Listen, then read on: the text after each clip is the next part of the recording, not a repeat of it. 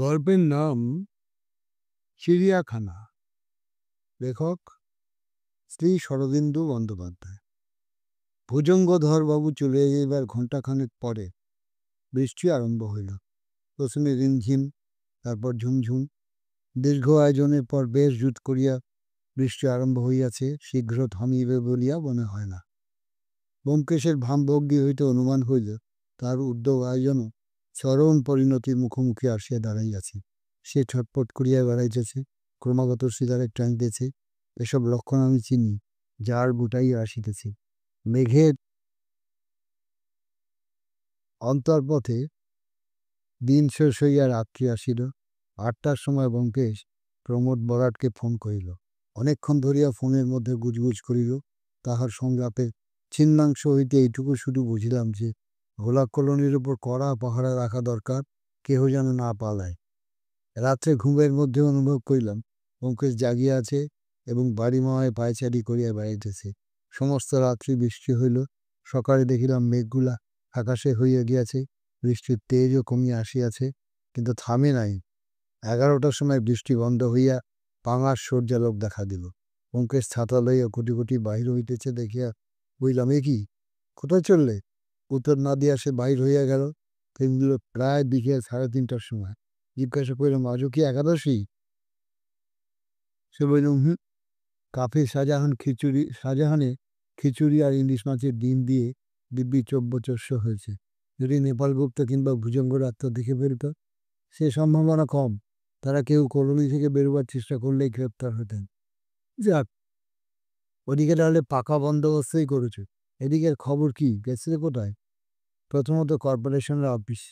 19 নম্বর মির্জা লেনের বাড়িটার মালিক কে জানবার কৌতূহল হয়েছিল। মালিক কে? ভুজঙ্গধরবাবু? ব্যোমকেশ মাথা নাড়িল। না, একজন স্ত্রীলোক। আর কোথায় গিয়েছিলে? রমেনবাবুর কাছে। সোনায়নার আরও 2টো ফটো জোগাড় করেছে। আর কি করলে? আরেকবার চিনেপট্টিতে গিয়েছিলাম দাঁতের সন্ধান। দাঁতের সন্ধানে?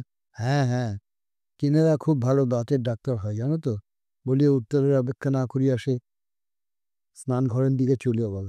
আমি বসিয়া ভাবিতে লাগিলাম, নাটকের পঞ্চম অঙ্কে জবনিকা বলিতে আর দেরি নাই, অথচ নাটকের নায়ক নায়িকা চিনিতে পারিতেছি না কেন? পরদিন সকালে আকাশ একেবারে পরিষ্কার হইয়া ঝলমলে রোদ উঠিয়াছে। ব্যোমকেশ খবরের কাগজে রাখিয়া বলিল, 8টা বাজল, এসো। এবার আমাকে কাটা সৈনিক সাজিয়ে দাও তো, কলোনিতে যেতে হবে। একলাই যাবে? না না, তুমিও যাবে। গুন্ডা ধরা পড়েছে, কিন্তু তবু সাবধানের মান নেই, একজন সঙ্গী থাকা দরকার। গুন্ডা কবে ধরা পড়ল? কাল রাত্রিরে।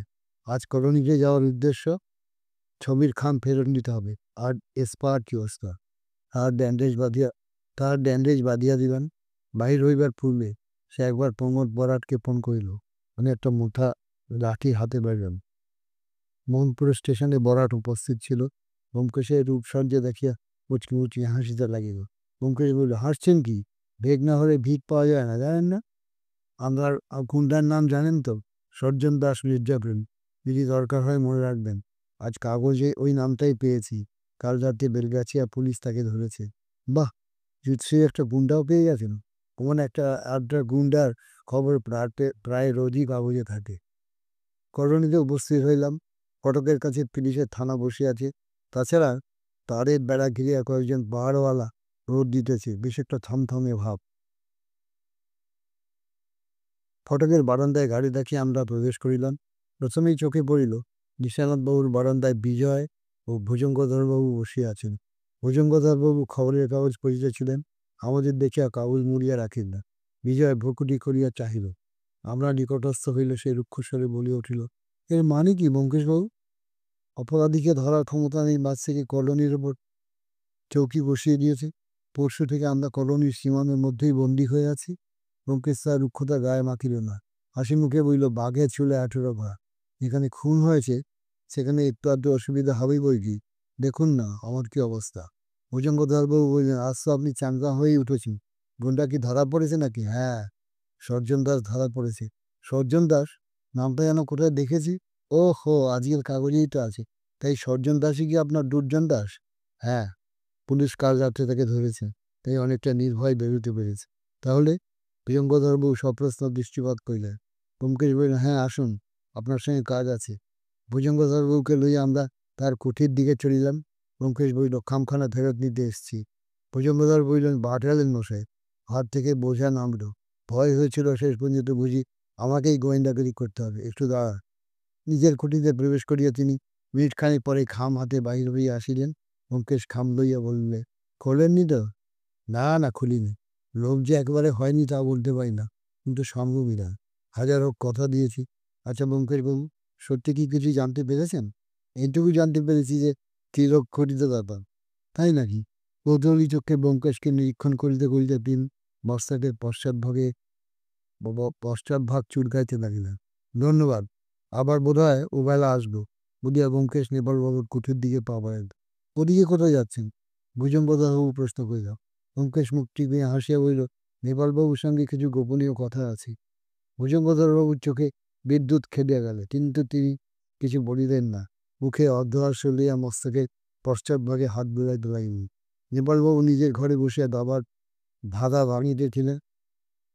ব্যোমকেশকে দেখে এমন কঠোর দৃষ্টিতে চাহিয়া রহিলেন যে মনে হইল জীবন্ত ব্যোমকেশকে চোখের সামনে রেখে তিনি মোটেই প্রসন্ন হন নাই।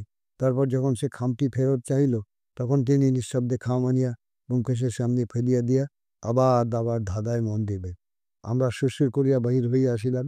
নেপালবাবু আগে হইতেই পুলিশের উপর খড়গহস্ত ছিলেন। তারপর ব্যোমকেশের ব্যবহারে যে মর্মান্তিক চটিয়াছেন তাহাতে কোনো সন্দেহ রহিল না। কলোনি হইতে আমরা সিধা থানায় গেলাম। বড়াটের ঘরে বসিয়া ব্যোমকেশ খাম দুটি সযত্নে পকেটে বাহির করিল, বলিল, এইবারে প্রমাণ। খাম দুটির উপর কিছু লেখা ছিল না, দেখিতেও সম্পূর্ণ এক প্রকার। তবু কোনো দুর্লক্ষ চিহ্ন দেখিয়া সে একটি খাম বাছিয়া দিল। খামের আঠা লাগানো স্থানটা ভালো করিয়া দেখিয়া বলিল, খোলা হয়নি বলেই মনে হচ্ছে। অতঃপর খাম কাটিয়া সে ভিতর হইতে অতি সাবধানে ফটো বাহির করিল। ঝকঝকে পালিশ করা কাগজের উপর সামাজিক ভূমিকায় সুনয়নার ছবি। বরাট এবং আমি ঝুঁকিয়া পড়িয়া ছবিটি পুঙ্খানুপুঙ্খ রূপে দেখিলাম। তারপর বরাট নিঃশ্বাস ছাড়িয়া বলিল, কই, কিছু তো দেখছি না। ছবিটা খামে পুড়িয়া ব্যোমকেশ সরাইয়া রাখিল। দ্বিতীয় খামটি লইয়া আগের মতোই সমীক্ষার পর খাম খুলিতে খুলিতে বলল, এটিও মনে হচ্ছে গোয়ালিনী মার্কা টুদ্ধের মতো হস্ত দ্বারা অস্পৃষ্ট। খামের ভিতর হইতে ছবি বাহির করিয়া সে আর গোছি ছবির দুই পাশ ধরিয়া তুলিয়া ধরিল। তারপর লাফাইয়া উঠিল, বলিল, আছে আছে, বাঘ ফাঁদে পা দিয়েছে। বরাট ছবিখানা ব্যোমকেশের হাতে দিয়ে প্রায় কাড়িয়া লইয়া একাগ্র চক্ষে নিরীক্ষণ করিল। তারপর দ্বিধাভরে বলিল, আছে, কিন্তু। মুকেশের মুখে যে উত্তেজনা ফাটিয়া পড়িতেছিল। সে একটু শান্ত হইবার চেষ্টা করিয়া বলিল, আপনার কিন্তু জবাব আমি দিতে পারব না, কিন্তু আমার বিশ্বাস বাঘ এবং বাঘিনীকে একই জায়গায় পাওয়া যাবে। চলুন, আর দেরি নয়, খাতাপত্র নিয়ে নিন। আপনার বিশেষজ্ঞটির অফিস বোধহয় কলকাতায়। হ্যাঁ হ্যাঁ, চলুন। বিশেষজ্ঞ মহাশয়ের মন্তব্য লইয়া আমরা যখন বাহির হইলাম, তখন বেলা 2টা বাজিয়া গিয়াছে। ক্ষুধা তৃষ্ণার কথা কারো মনেই ছিল না। ব্যোমকেশ বরাটের পিঠ চাপাইয়া বলিল, আসুন, আমার বাসাতেই স্যার ভাত খাবে। বরাট বলিল, কিন্তু ও কাজটা যে এখনো বাকি। ব্যোমকেশ বলিল, ও কাজটা পরে হবে, আগে খাওয়া, তারপর খানা তল্লাশ, তারপর আবার গোলাপ কলোনি বিয়োগান্ত নাটকে আজই যাবনি কপাত হবে। গোলাপ কলোনি নিশানাথবাবুর বইকক্ষে সভা বসিয়াছিল। ঘরের মধ্যে ছিলাম আমরা 3জন এবং দময়ন্তী দেবী ছাড়াও কলোনির সকলে। রসিকদিকেও হাজত হইতে আনা হইয়াছিল। দময়ন্তী দেবীর প্রবল মাথা ধরিয়াছিল বলিয়া তাহাকে সভার অধিবেশন হইতে নিশ্চিতি দেওয়া হইয়াছিল। 2জন সশস্ত্র পুলিশ কর্মচারী দ্বারের কাছে পাহারা দিতেছিল। রাত্রি প্রায় 8টা। মাথার উপর উজ্জ্বল আলো জ্বলিতেছিল। সামনের দেয়ালে নিশানাথবাবুর একটি বিশদীকৃত ফটোগ্রাফ টাঙানো হইয়াছিল। নিশানাথের ঠোঁটের কোণে একটু নৈর্ব্যক্তিক হাসি। তিনি যেন হাকিমের উচ্চ আসনে বসিয়া নিরাসক্তভাবে বিচার সভার কার্যবিধি পরিচালনা করিতেছেন। ব্যোমকেশের মুখে আতপ্ত চাপা উত্তেজনা। সে একে একে সকলের মুখের ওপর চোখ বুলাইয়া দৃঢ় কণ্ঠে বলিল, আপনারা শুনেন সুখী হবেন। নিশানাথবাবু এবং পানুগোপালকে কারা হত্যা করেছিল তা আমরা জানতে পেরেছি। কেউ কোনো কথা কইল না। নেপালবাবু ফস করিয়া দেশটা জ্বালাইয়া নির্বাপিত চুরুট ধরাইলেন। ব্যোমকেশ বলিল, শুধু যে জানতে পেরেছি তাই নয়, অকাট্য প্রমাণও পেয়েছি। অপরাধীরা এই ঘরেই আছে। অন্নদাতা নিশানাথবাবুকে যারা বীভৎসভাবে হত্যা করেছে, অসহায় নিরীহ পানুগোপালকে যারা বিষ দিয়ে নিষ্ঠুরভাবে মেরেছে, আইন তাদের ক্ষমা করবে না। তাদের ত্রাণদণ্ড নিশ্চিত। তাই আমি আহ্বান করছি, মনুষ্যত্বের কণামাত্র যদি অপরাধীদের প্রাণে থাকে, তারা অপরাধ স্বীকার করুক। এবারও সকলে নীরব। ভুজঙ্গধর বাবুর মুখের মধ্যে যেন সুপারি লবঙ্গের মতো একটা কিছু ছিল। তিনি সেটা এই গাল হইতে ও গালে লইলেন। বিজয় একদৃষ্টে ব্যোমকেশের বাণে চাহিয়া রহিল। মুকুলকে দেখিয়া মনে হয় সে যেন পাথরের মূর্তিতে পরিণত হইয়াছে। আজ তাহার মুখে রুজ পাউডার নাই, রক্তহীন সুন্দর মুখে অজানিতের বিভীষিকা। ঘরের অন্য কোণে বনলক্ষ্মী চুপ করিয়া বসিয়াছে, কিন্তু তাহার মুখে প্রবল উদ্বেগের ব্যঞ্জনও নাই।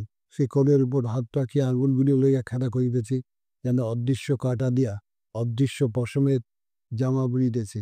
৮ মিনিট পরে ব্যোমকেশ বলিল, বেশ, তাহলে আমিই বলছি। নেপালবাবু, আপনি নিশানাথবাবুর সম্বন্ধে একটা গুপ্ত কথা জানেন। আমি যখন জানতে চেয়েছিলাম তখন অস্বীকার করেছিলেন কেন? নেপালবাবু চোখের মধ্যে চকিত আশঙ্কার ছায়া বইল।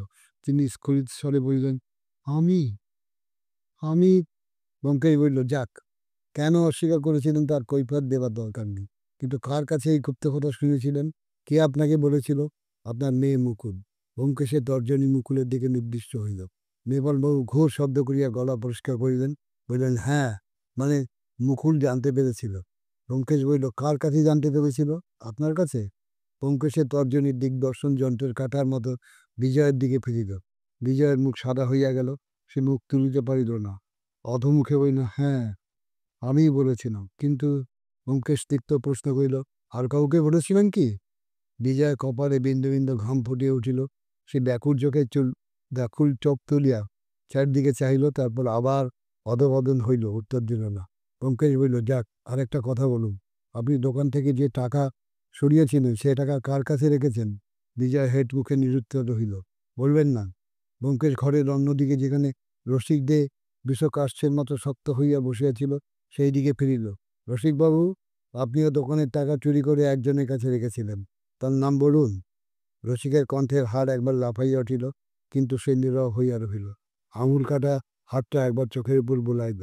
ব্যোমকেশের অধরের শুষ্ক ব্যঙ্গ ফুটিয়া উঠিল। সে বলিল, ধন্য আপনারা, ধন্য আপনাদের একনিষ্ঠা। কিন্তু একটা কথা বলে আপনারা জানেন না, বিজয়বাবু, আপনি যার কাছে টাকা জমা রেখে রাখছেন, রসিকবাবু ঠিক তার কাছেই টাকা গচ্ছিত রাখছিলেন, এবং দুজনেই আশা করেছিলেন যে একদিন শুভ মুহূর্তে বাম সমেত গোলাপ কলোনি থেকে অদৃশ্য হয়ে কোথাও এক নির্দিষ্ট স্থানে রোমান্সের নন্দনকানন রচনা করুন। বলি হারি আপনাদের। রসিক এবং বিজয় দুজনেই এক দৃষ্টে একজনের দিকে তাকাইয়া একসঙ্গে উঠিয়া দাঁড়াইল। ব্যোমকেশ হাত তুলিয়া বলল, বসুন। আমি যা জানতে চাই তা জানতে পেরেছি, আর আপনাদের কিছু বলবার দরকার নেই। ইন্সপেক্টর বড়াট, আপনাকে একটা কাজ করতে হবে। আপনি বনলক্ষ্মী দেবীর বাঁ হাতের আঙুলগুলো একবার পরীক্ষা করে দেখুন তো। বড়াট উঠিয়া গিয়া বনলক্ষ্মীর সম্মুখে দাঁড়াইল। বনলক্ষ্মী ক্ষণেক ফ্যারফ্যার করিয়া তাকাইয়া থাকিয়া বা হাতখানা সম্মুখে বাড়াইয়া ধরিল। ভুজঙ্গধরবাবু এবার কথা কইলেন। একটু জড়াইয়া বলিলেন, কি ধরনের অভিনয় হচ্ছে ঠিক বুঝতে পারছি না। নাটক, না প্রহসন, না কমিক অপেরা? ব্যোমকেশ উত্তর দিবার পূর্বেই বড়াট হইল, এর তর্জনীর আগায় কড়া পড়েছে, মনে হয় ইনি তারের যন্ত্র বাজাতে জানেন। বড়ার সস্থানে ফিরিয়া আসিয়া বসিল। ভুজঙ্গধরবাবু অস্ফুট স্বরে বলিলেন, তাহলে কমিক অপেরা? ব্যোমকেশ ভুজঙ্গধরবাবুকে হিম কঠিন দৃষ্টি দ্বারা বিদ্ধ করিয়া বলিল, এটা কমিক অপেরা নয়, তা আপনি খুব ভালো করেই জানেন। আপনি নিপুণ যন্ত্রী, সুদক্ষ অভিনেতা। কিন্তু আপাতত আর্ট ছেড়ে বৈষয়িক প্রসঙ্গে আসা যাক। ভুজঙ্গধরবাবু, ১৯ নম্বর মির্জাদের বাড়িটা কোথায় আপনার? কারণ আপনি ভাড়া আদায় করেন, কেমন? ভুজঙ্গধর স্থির দৃষ্টিতে চাহিয়া রহিলেন। তার গড়াল একটা শিরা দপদপ করিতে লাগিল। ব্যোমকেশ পুনশ্চ বলিল, কিন্তু কর্পোরেশনের খাতায় দেখলাম বাড়িটা শ্রীমতী নিত্যকালী দাসের নামে রয়েছে। নিত্যকালী দাস কি আপনার স্ত্রীর নাম? ভুজঙ্গধরবাবুর মুখের উপর দিয়ে যেন একটা রোমাঞ্চকর নাটকের অভিনয় হইয়া গেল। মানুষের অন্তরে যত প্রকারের আবেগ উৎপন্ন হইতে পারে, সবগুলি দ্রুত পরম্পরায় তাহার মুখে প্রতিফলিত হইল। তারপর তিনি আত্মস্থ হইলেন, সহজ স্বরেই বলিলেন, হ্যাঁ, নিত্যকালী আমার স্ত্রীর নাম। ১৯ নম্বর বাড়িটা আমার স্ত্রীর নামেই আছে। কিন্তু কয়েকদিন আগে আপনি বলেছিলেন বিদেশে থাকাকালে আপনি এক ইংরেজ মহিলাকে বিয়ে করেছিলেন। হ্যাঁ, তাই স্বদেশী নাম হচ্ছে নিত্যকালী। বিদেশি নাম ছিল নিটা। ও, নিটাই নিত্যকালী। শুনয় না, আপনার স্ত্রীর দেখছি অনেক নাম। তা তিনি এখন বিদেশেই আছেন? হ্যাঁ, যদি না জার্মান বোমায় মারা গিয়ে থাকেন। ব্যোমকেশ দুঃখিতভাবে মাথা নাড়িয়া বলিল, তিনি মারা যাননি। তিনি বিদেশি মেয়ে নন, খাঁটি দিশি মেয়ে। যদিও আপনাদের বিয়ে বিদেতেই হয়েছিল। আপনার স্ত্রী এই দেশেই আছেন, এমনকি এই ঘরেই আছেন। ভারী আশ্চর্য কথা। ভুজঙ্গদারবাবু আর অভিনয় করে লাভ কি? আপনারা দুজনেই উঁচু দরের আর্টিস্ট। আপনার অভিনয় এতটুকু খুঁত নেই, কিন্তু অভিনয় যতই উচ্চাঙ্গের হোক, শাক দিয়ে মাছ ঢাকা যায় না। অসতর্ক মুহূর্তে আপনি ফাঁদে পা দিয়ে ফেলেছেন। ফাঁদে পা দিয়ে ফেলেছি? কিরকম? বুঝলাম না তো। আপনি বুদ্ধিমান, কিন্তু ভয় পেয়ে একটু নির্বুদ্ধিতা করে ফেলেছেন। খামটা আপনার খোলা উচিত হয়নি। খামের মধ্যে যে ছবিটা ছিল, সেটা আপনি নিজে দেখেছেন, স্ত্রীকেও দেখিয়েছেন। ছবির উপর আপনাদের আঙুলের ছাপ পাওয়া গেছে। নিত্যকালী ওরফে সুনয়না ওরফে বনলক্ষ্মী যে আপনার সহধর্মিণী এবং সহকর্মিণী, তাতে বিন্দুমাত্র সন্দেহ নেই। ভুজঙ্গধর চকিত বিস্ফারিত চক্ষে বনলক্ষ্মীর পানে চাহিলেন, এবং বনলক্ষ্মীও বিস্ময়ে তাহার দৃষ্টি ফিরাইয়া দিল। ভুজঙ্গধর মৃদুকণ্ঠে হাসিয়া উঠিলেন। ব্যোমকেশ বলিল, আপনার হাসির অর্থ? সুনয়নার সঙ্গে বনলক্ষ্মীর চেহারার একটুও মিল নেই, এই তো? কিন্তু যে কথাটা সকলে ভুলে গেছে, আমি কিন্তু সেটা ভুলিনি ডাক্তার দাস।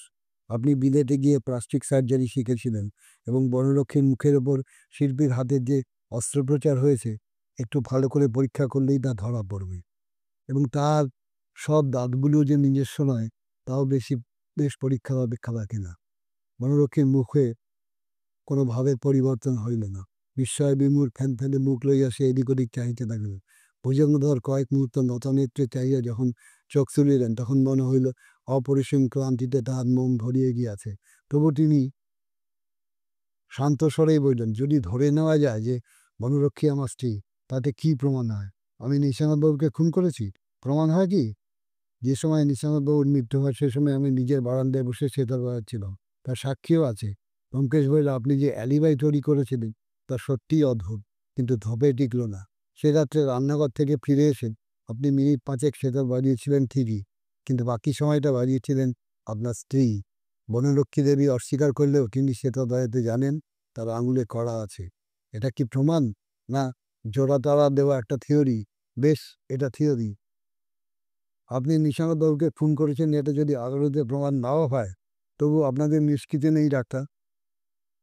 আপনার 19 নম্বর মির্জা লেনের বাড়ি আজ বিকেলে পুলিশ খানাতল্লাশ করেছে। আপনার বন্ধ ঘরটিতে কি কি আছে আমরা জানতে পেরেছি। আছে একটা অপারেটিং টেবিল এবং একটা স্টিলের আলমারি। আলমারিও আমরা খুলে দেখেছি। তার মধ্যে পাওয়া গেছে অপারেশনের অস্ত্রশস্ত্র, আপনাদের বিয়ের সার্টিফিকেট, আন্দাজ 20,000 টাকার নোট, তামাক থেকে নিকোটিন চোরাই করবার যন্ত্রপাতি। আর আর মনে করতে পারছেন না? আলমারির চোরাকুঠির মধ্যে যে হীরের নেকলেসটি রেখেছিলেন, তার কথা ভুলে গেছেন? মুরারি দত্তের মৃত্যুর সময় ওই নেকলেসটা দোকান থেকে লোপাট হয়ে যায়। নিশানাথ এবং পানুকে খুন করবার অপরাধে যদি বা নিষ্কৃতি পান, মুরারি দত্তকে বিষ খাওয়াবার দায় থেকে উদ্ধার পাবেন কি করে? ভুজঙ্গধরবাবু উঠিয়া দাঁড়াইলেন। বরাট রিভলভার বাহির করিল, কিন্তু রিভলভারের দরকার হইল না। ভুজঙ্গধর বনলক্ষ্মীর কাছে গিয়া দাঁড়াইলেন। তারপর যে অভিনয় হইল, তাহা বাংলাদেশের মঞ্চাভিনয় নয়, হলিউডের সিনেমা। বনলক্ষ্মী উঠিয়া ভুজঙ্গধরের কণ্ঠলগ্ন হইল। ভুজঙ্গধর তাহাকে বিপুল আবেগে জড়াইয়া লইয়া তাহার উন্মুক্ত অধরে দীর্ঘ চুম্বন করিলেন। তারপর তাহার মুখখানি 2 হাতের মধ্যে লইয়া স্নেহখরিত স্বরে বললেন, চলো, এবারে যাওয়া যাক। মৃত্যু আসিল অকস্মাৎ, বজ্রপাতের মতো। দুজনের মুখের মধ্যে কাঠচিবনের মতো একটা শব্দ হইল। দুজনই একসঙ্গে পড়িয়া গেল। যেখানে দেয়ালের গায়ে নিশানাথের ছবি ঝুলিতেছিল, তাহারই পদমূলে ভুলুণ্ঠিত হইল। আমরা ছুটিয়া গিয়া যখন তাহাদের পাশে উপস্থিত হইলাম, তখন তাদের দেহে আর প্রাণ নাই, কেবল মুখের কাছে একটু মৃদু বাদাম তেলের গন্ধ লাগিয়াছে। বিজয় দাঁড়াইয়া দুঃস্বপ্ন ভরা চোখে চাহিয়াছিল। তাহার চোয়ালের হাড় রোমন্থনের ভঙ্গিতে ধীরে ধীরে নড়িতেছিল। মুকুল তাহার পাশে আসিয়া দাঁড়াইল, চাপা গলায় বলিল, চলে এসো, চলে এসো এখান থেকে। বিজয় দাঁড়াইয়া রহিল, বোধহয় শুনিতেই পাইল না। মুকুল তখন তার হাত ধরিয়া টানিয়া ভিতরে লইয়া গেল।